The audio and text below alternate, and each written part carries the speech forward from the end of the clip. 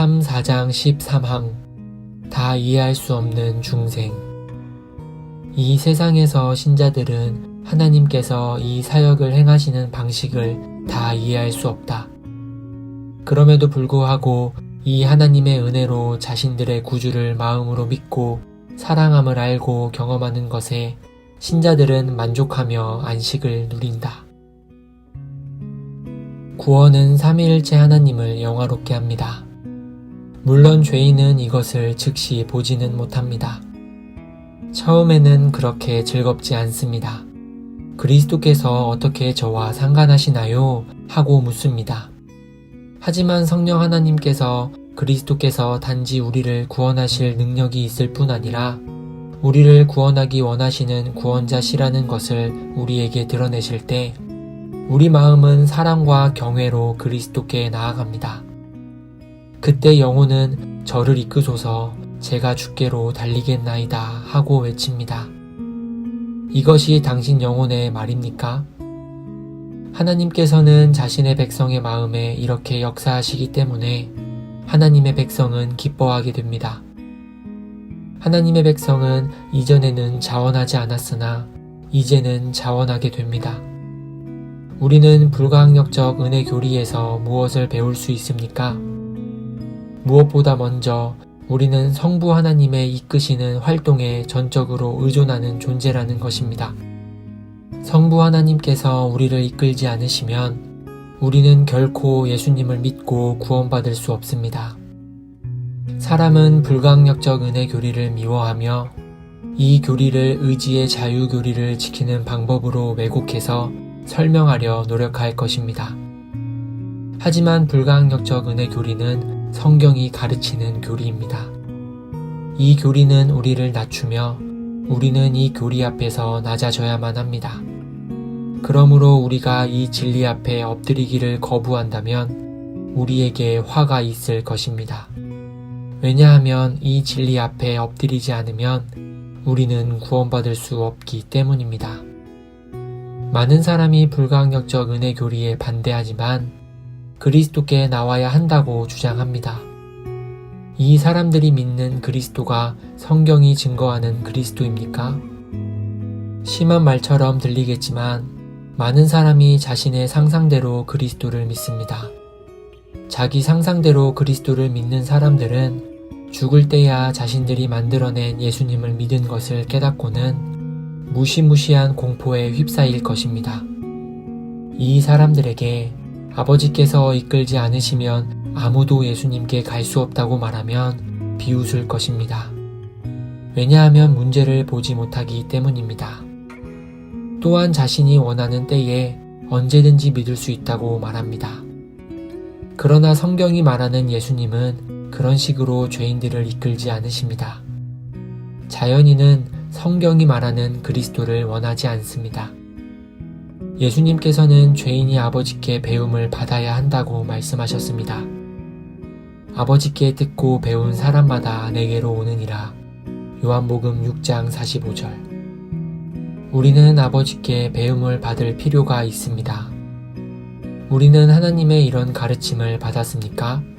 낮아졌습니까? 무릎을 꿇고 하나님이여 불쌍히 여기소서 나는 죄인이로소이다 하고 누가복음 18장 13절의 세리처럼 외치는 자리로 인도받았습니까? 하나님의 가르침의 결과로 그리스도께 이끌림 받았습니까? 이런 결과가 있어야 합니다. 예수님께서 말씀하셨습니다. 아버지께서 내게 주시는 자는 다 내게로 올 것이요. 요한복음 6장 37절. 우리 경험 가운데 분명하지 못한 것들이 많이 있을 것입니다. 많은 질문이 있을 수 있습니다. 아마 제가 저의 죄악된 상태를 충분히 느끼는 걸까요? 하고 궁금해할 수 있습니다. 하지만 가장 중요한 질문은 내게 그리스도가 필요한가? 입니다. 그리스도를 사랑하는 것을 느끼고 있는지, 그리스도를 바라는지, 그리스도 없이 살 수 있는지 등 이런 것들은 아들에게로 이끄심을 받은 사람들의 증거들입니다. 이런 질문을 한다면 그리스도는 당신에게 존귀하신 분입니다. 하나님의 자녀여, 당신의 삶에서 그리스도를 알지만 그리스도가 당신에게 그리 큰 의미는 아닐 때가 있었습니다.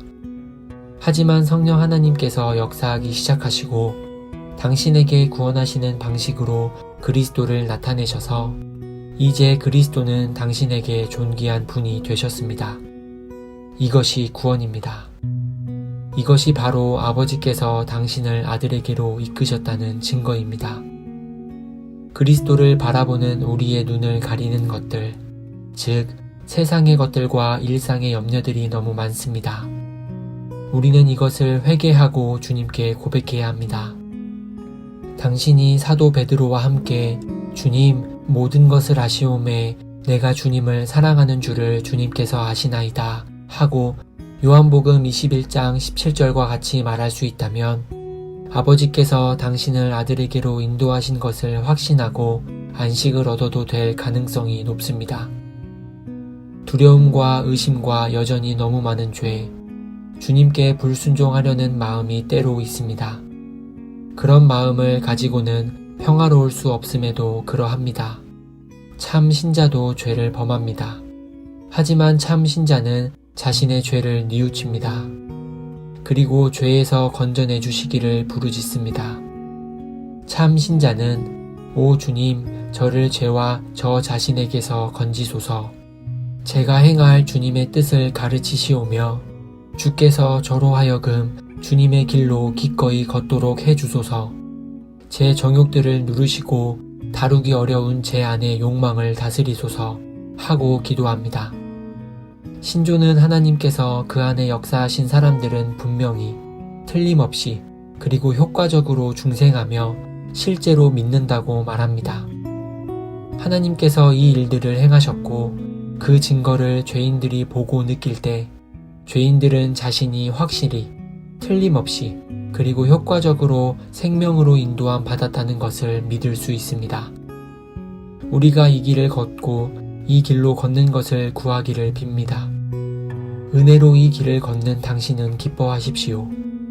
당신이 그리스도께 나온 것으로 말미암아 하나님 안에서 기뻐하십시오. 기쁨으로 외치십시오. 이것은 주님이 행하신 일이기 때문입니다. 하나님께서 당신을 불가항력적으로 이끄셨습니다. 따라서 그 무엇도 당신을 우리 주 그리스도 예수 안에 있는 하나님의 사랑에서 끊을 수 없습니다.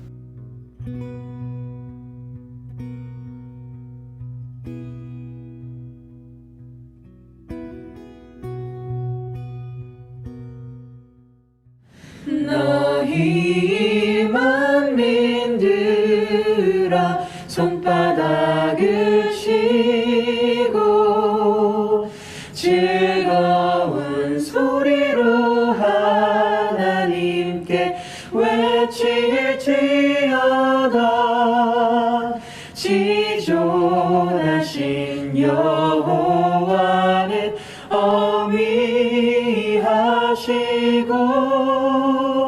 온 땅에 큰 임금이 되시리로다.